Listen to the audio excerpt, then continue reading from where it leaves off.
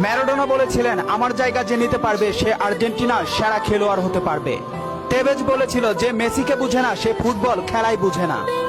ব্রাজিলের পেলে বলেছিল, মেসিকে কখনোই খারাপ খেলতে দেখিনি, সে সবসময় একই ধারে খেলে আসছে।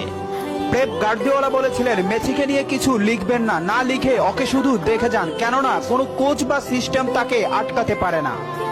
রাইকেট বলেছিলেন, মেসির গোল এক একটা শিল্পকলা, আবার বলেছিলেন মেসি মানে ফুটবলের ইতিহাস। ব্রাজিলের রোনালদো বলেছিলেন, মেসিকে অনেক বেশি কমফিট মনে হয়। ফিকো বলেছিলেন, মেসিকে দেখা মানে অর্গজমের পর অবিশ্বাস্য। জাভি বলেছিলেন, মেসি অন্যদের থেকে কতটা এগিয়ে এটা যারা বুঝে না তারা অন্ধ। ইনিয়েস্তা বলেছিলেন, মেসি যা পারে অন্যরা তা পারে না, বার্সেলোনা আর কখনোই আরেকটা মেসি পাবে না।